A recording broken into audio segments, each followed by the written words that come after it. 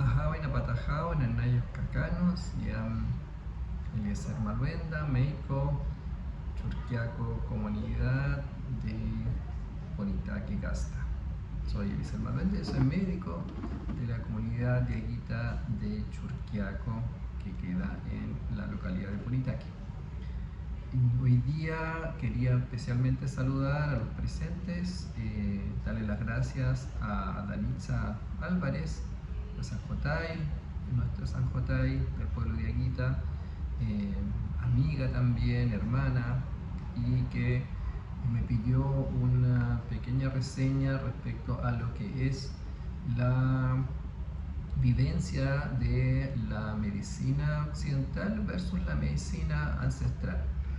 Y digo vivencia y no exposición porque la medicina ancestral hay que vivirla, y así también vivimos también la medicina occidental, a veces no de muy buena manera, otros con muy buena experiencia, pero son vivencias y eso influye directamente en el resultado del tratamiento o de los fármacos, o en el caso de medicina ancestral, no solamente de las hierbas, sino que también de los ritos que tenemos como pueblo y que son una parte fundamental en lo que hacemos. Vamos a abrir entonces la presentación. ¿Qué es lo que es la cosmovisión? Bueno, ahí hay un filósofo alemán de apellido Dilthey que en 1914, hace ya más de 100 años, definió esta cosmovisión como una forma de mirar el mundo, una realidad o un mundo que una persona, una sociedad, una cultura, determinada época,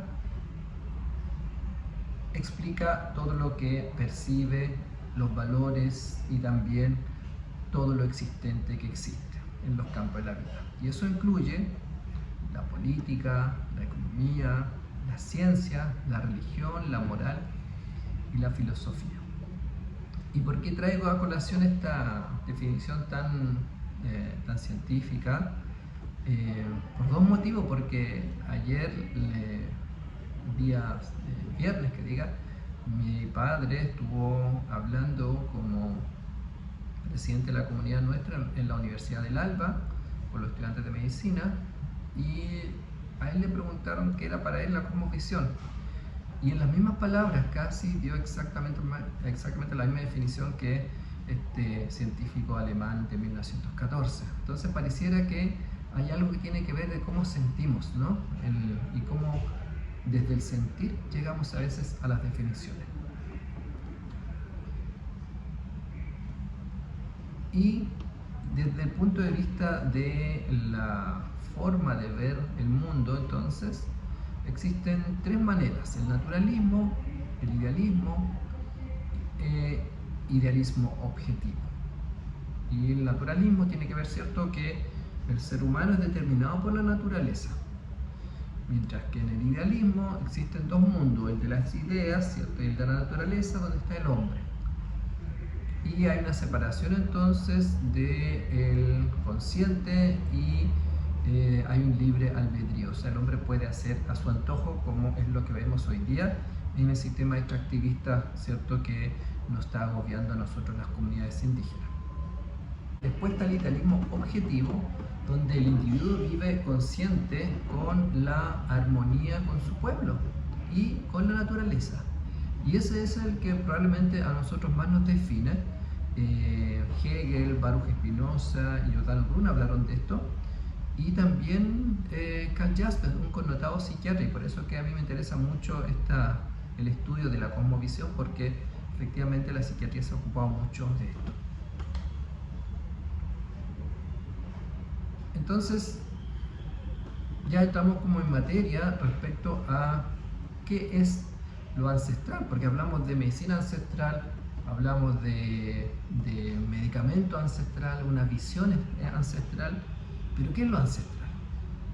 Bueno, resulta que ancestro es el antepasado directo por parentesco, bien por el progenitor inmediato o por recursivamente los progenitores más hacia atrás, por ejemplo abuelo, bisabuelo, tatarabuelos y así sucesivamente hasta llegar a los orígenes de la humanidad. Y el término también puede referirse a un grupo de antepasados directos de cual desciende una persona. Por ejemplo, esta persona es del clan de los Tabiros, no que esta persona es el clan de los Arayas, o yo soy descendiente directo del cacique Calchaquí, por ejemplo, podría uno decir eso. Entonces ahí no es que yo tenga un parentesco directo de abuelo, sino que tiene que ver con parentesco de antepasado común, ¿ya? Y finalmente el ancestro biológico o cultural, o sea, estos serían ancestros biológicos, pero también existe el ancestro cultural cuando yo me siento perteneciente a algo. Por ejemplo, pueden haber chilenos que tienen más o menos genética diaguita, pero que se sienten muy representados culturalmente y por la forma de vivir con los diaguitas, y esos serían también ancestros, ¿ya? Porque llevan en su sentir, a lo mejor no biología, no genética, pero en su sentir lo diaguita, ¿ya? Y ya vamos a ver cómo eso se transmite y por qué es tan importante. Siempre me preguntan sobre el tema del pueblo originario y si eso está bien definido. La verdad que Indi es está compuesto, ¿no? Indígena, y que significaría la población de allí. En latín sería esto. Y es una definición bastante buena que yo encuentro, porque en el fondo alude a los descendientes de los quienes estaban en un determinado lugar antes que llegaran otros, ¿ya? Y por eso que nosotros somos un pueblo indígena. Estuvimos allí desde antes de los incas, desde antes de los diaguitas, o sea, disculpen, de los españoles, y por lo tanto somos indígenas, ¿ya? Ahora, si hay gente que le gusta ser denominado, por ejemplo, indio, que puede ser una cosa muy peyorativa, pero de hecho, por ejemplo, el grupo musical Iyapu, ¿cierto?, que pertenece a un pueblo hermano, ellos hablan con toda propiedad y de manera muy orgullosa el tema de indio. Ellos se sienten indios. Y lo mismo pasa con Aracpacha, otro grupo musical de un pueblo hermano, que también hablan en sus letras del indio. Entonces, no necesariamente cuando se apropia un pueblo indígena, una comunidad de esa palabra, es algo peyorativo, ¿ya? Pero estamos de acuerdo que la mayoría de las veces se usa de manera peyorativa desde el punto de vista occidental. Y es incorrecto desde el punto de vista histórico, porque no somos de la India, pero si alguien desea usarlo de manera propia y con orgullo, no hay problema en que lo haga, creo yo. Y finalmente, ¿por qué la medicina se ocupa con la medicina ancestral? También porque existe un convenio al que constantemente aludimos, pero que no practicamos en la diario, menos aún necesariamente en los hospitales, los consultorios, los centros médicos, porque el convenio 169 de la OIT que vemos ahí, que establece desde ya el 2009, aprobado por el Congreso Nacional, que debemos no solamente respetar como Estado, sino que promulgar todas las facilidades, dar una promoción de la cultura de los pueblos indígenas. O sea, cuando nosotros exigimos el respeto al convenio 169 de la OIT, no es un favor que nos hace el Estado, es una obligación, y eso también se cumple en medicina. Por eso es tan importante exigir la presencia de medicina ancestral dentro de los consultorios, en los hospitales, porque hay una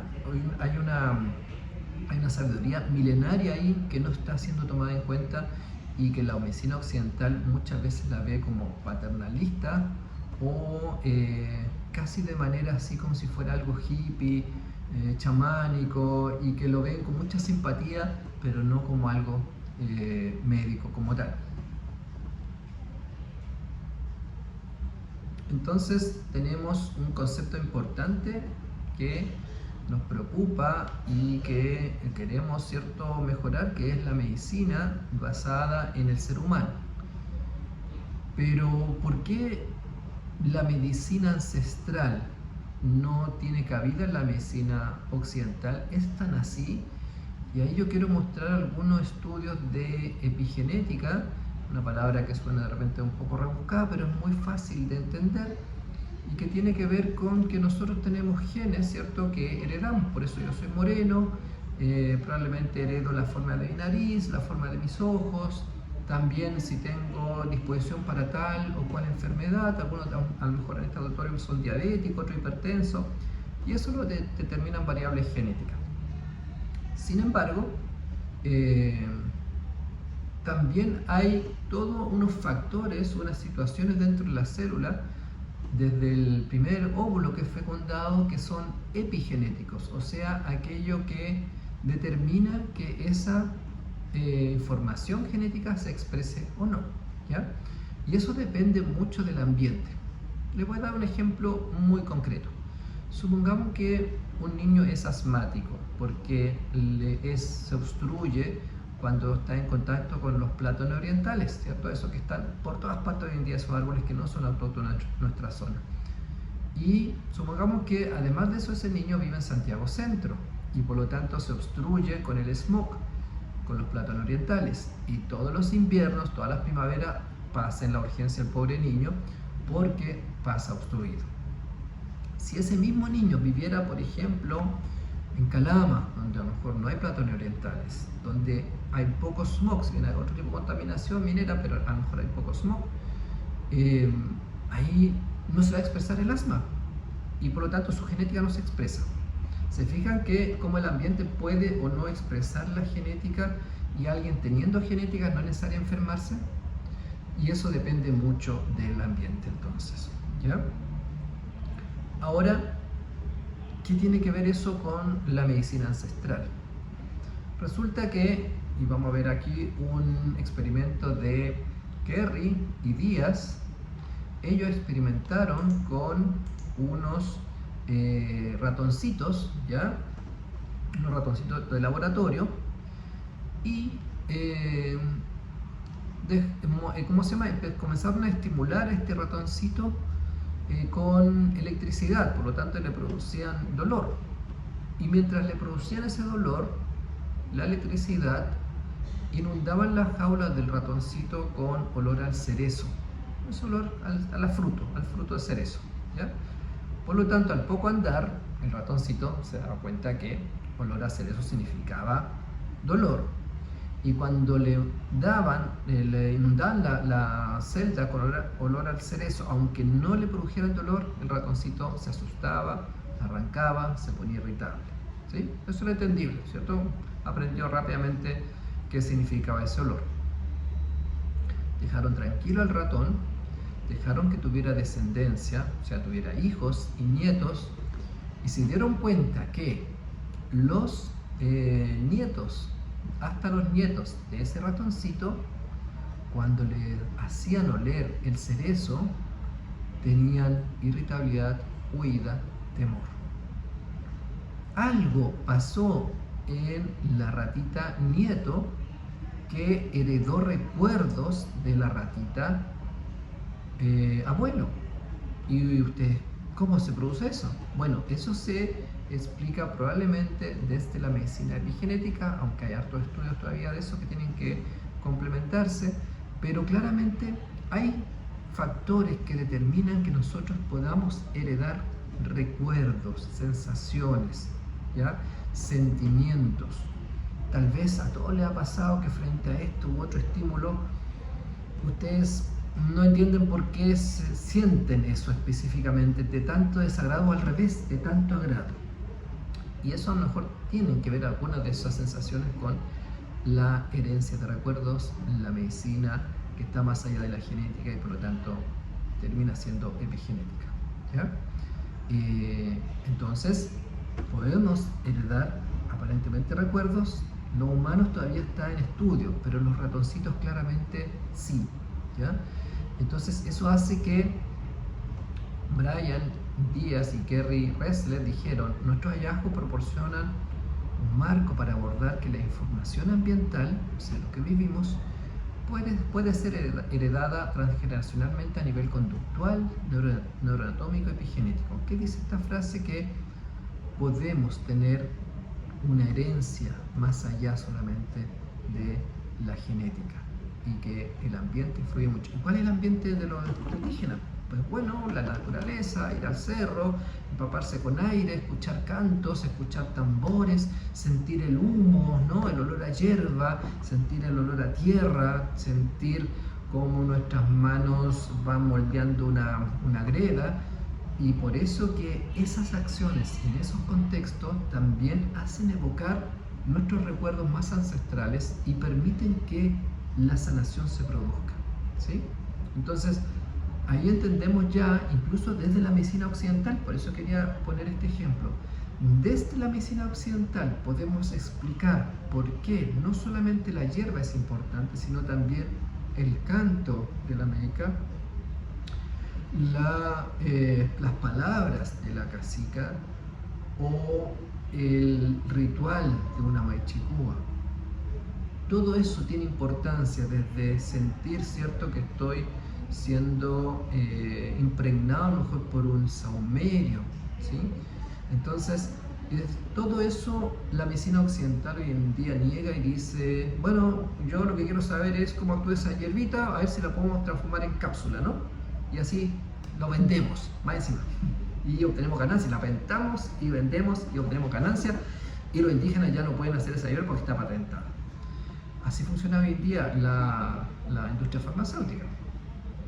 Hoy día nosotros ya sabemos entonces, a través de esta memoria epigenética, que la medicina requiere necesariamente también estos ritos, estos momentos, estos lugares especiales para que tenga efecto y pueda finalmente sanar al paciente, ¿ya? Y ahí lo que dicen los ancestros es fundamental. Y ahí les quiero mostrar algo entonces que siempre ando trayendo conmigo, incluso acá en la parte del hospital, que es mi wheelchair, ¿no? Donde están la memoria de todos mis ancestros. ¿Están acá? No, ¿cómo van a estar acá? Dicen ustedes. Pero es claro, lo que pasa es que esto lo tejió mi hijo, él la hizo, ¿ya? Y cuando él estaba tejiendo, y lo aprendió así de la nada, muy rápidamente, durante pandemia, decidió comenzar a tejer y teje espectacularmente, hace telares incluso, ¿ya? Nadie le ha enseñado. Y apareció esta memoria ancestral, y al aparecer esta memoria ancestral, aparece también todo lo que tienen que decir, sentir y pensar nuestros ancestros. Por lo tanto, nuestros ancestros viven hoy día con nosotros. La medicina occidental o la ciencia occidental lo dice de otra manera, lo dice a través de estudios con ratas, habla de memoria epigenética, ¿no? Nosotros lo decimos de otra forma porque lo sentimos de esa manera. Los ancestros están con nosotros todos los días, a cada rato. Y eso también es un concepto muy importante en la medicina, porque si los ancestros sabían cómo tratar durante milenios a sus enfermos, fueron descartando todo aquello que no servía y aquello que no les dio resultado. Por lo tanto, nuestra medicina ancestral está tan probada como la medicina occidental, porque fuimos descartando durante milenios y milenios aquellas hierbas que sí servían. Entonces necesitamos volver a sentir orgullo, no esconderla ante la medicina occidental, verla de igual a igual, que ocurran de diferentes maneras y tienen diferentes indicaciones. A veces pueden actuar juntas y a veces tienen que actuar separadas porque tienen contraindicaciones una de la otra. Pero no podemos ver nuestra medicina ancestral como algo que debamos esconder, debamos avergonzarnos o debamos sentir en desmedro de la otra medicina. Porque ambos son conocimientos milenarios. Yo puedo producir un medicamento que indico en una receta, ¿cierto? Miren, acá tengo la receta, el timbre, todo eso. Hubo un conocimiento de ese medicamento, hubo un conocimiento de los farmacólogos, de los antiguos, ¿no?, alquimistas, que también es un conocimiento ancestral. Eso me lo enseñó Karen, la maichicúa, la primera vez que la conocí. Todo es ancestral, porque todo se basa en conocimiento antiguo. Nuestra medicina ancestral se basa en la tierra, las hierbas, los ritos, los cantos, indicar, hacer, vivir, mejorar haciendo aquello que yo amo, no haciendo aquello que no amo. ¿Y cuántos de nosotros están haciendo cosas que no aman, que no desean hacer y con eso se enferman? ¿Sí? Entonces, yo les quería con esta presentación, sobre todo, hablar como médico, como psiquiatra. Yo hago clases en la Universidad de Chile, en la Universidad del Alba y en la Universidad San Sebastián. Y en los tres lugares enseño medicina occidental, porque eso es lo que me pide la universidad.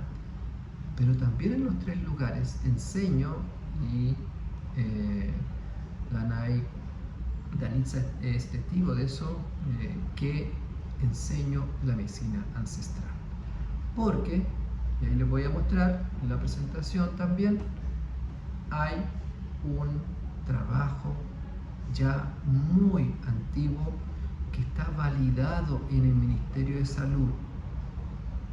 Hay unas normas de medicina de hierbas, ¿sabían ustedes? En el Ministerio de Salud, donde hay más de 100 hierbas autorizadas para cierto uso clínico, y de esas hay 50 hierbas que se igualan en su efecto a algunos fármacos que normalmente usamos en medicina, fármaco occidental.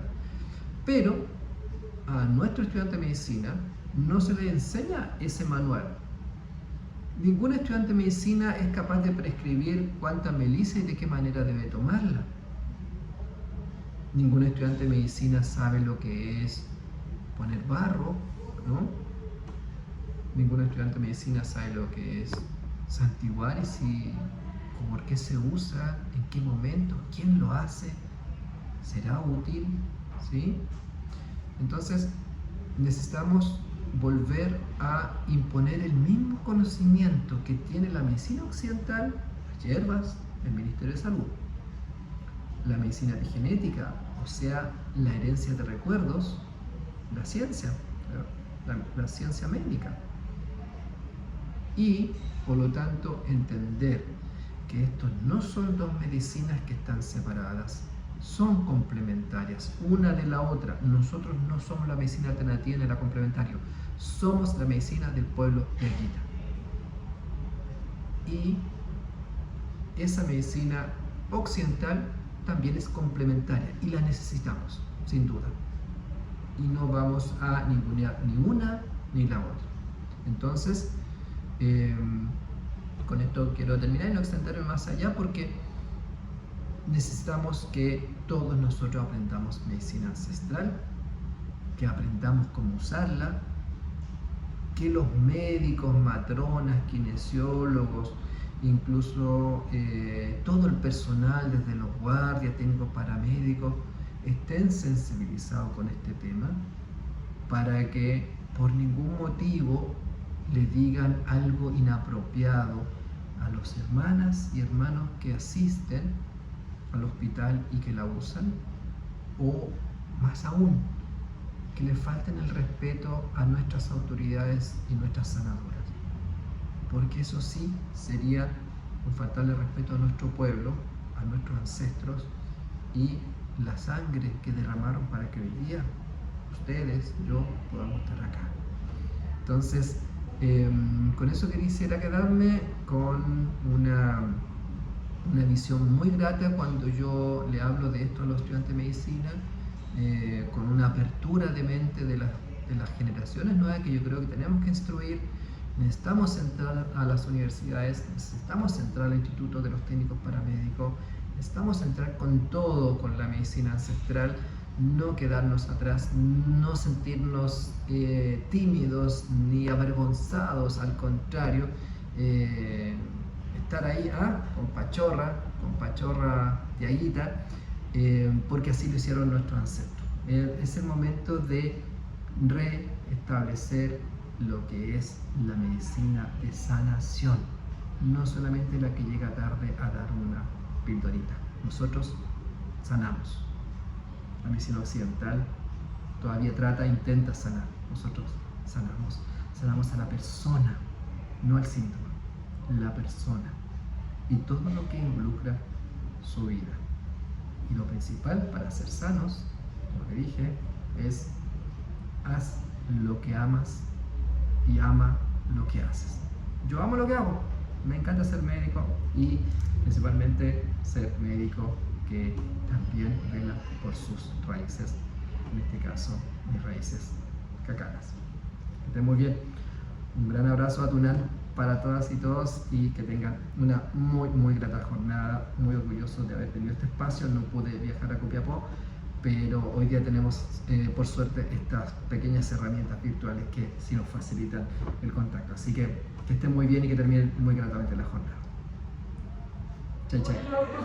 Chay, chay.